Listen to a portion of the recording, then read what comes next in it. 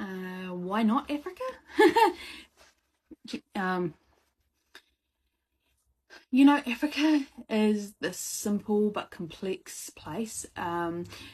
It's where, you know, tradition and history and culture and wildlife and all of that, they converge, and you know, and the history of all that as well. It is all deeply ingrained and threaded in modern Africa. And you know, as an example, you know, you have the Maasai, who originated north of Lake Turkana in Kenya's northwest in the 15th century. And, you know, and to see a Maasai warrior today, you know, it's amazing. And, you know, if they're still, you know, they're still adhering to those traditions and adorning the traditional attire, and you know, still having that continuation of their culture that their ancestors set forth, you know, like that's incredible. But then, you know, wherever you see them, you know, like whether you're in the Masai Mara or anywhere, whatever, Tanzania, and then, you know, they whip out a cell phone and make a phone call, you know, like, it's that blend of the Africa of old and modern day Africa that is still so very present, and it's just super special. Yeah, it's incredible. But you know, like, it's very raw and very rich, and it has this such like deeply ingrained thing that no other place in the world has. Not to mention some of the world's most iconic wildlife. I mean, you know, who didn't cry when Mufasa died in The Lion King? And there's so much beauty and warmth and so much life in Africa, and it's all very present.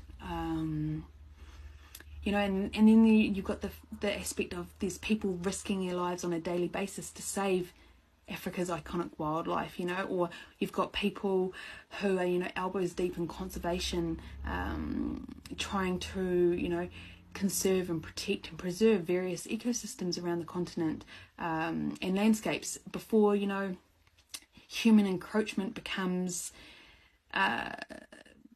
goes so far, and there are no wild places left. And you know, as I just said, you know, there's so much to Africa, and it's not only that, it's love for Africa itself. And you know, Africans are extremely proud people, proud of their country and their continent, proud that they have things that no other country could even hope to you know, have.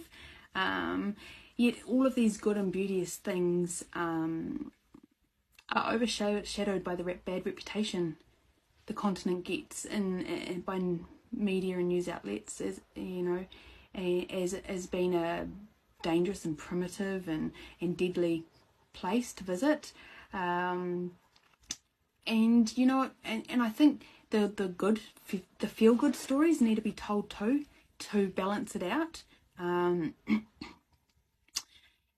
Yes, each country in Africa has its problems, you know, anything from political corruption to illegal wildlife trades to civil unrest to rebels, etc., etc. But no two countries in Africa have the same problems. So I think it's unfair to judge Africa as a continent, but rather look at the individual countries and find value in each of those, and make your own assessment and judgment. And I don't really understand why there's so much emphasis on all the bad that happens in Africa when there is so much good. The other thing why I wanted to write about Africa was, on my first trip when I was there by myself for 4 months. And there's other women that feature in this book who had travelled Africa solo, and they really haven't had any issues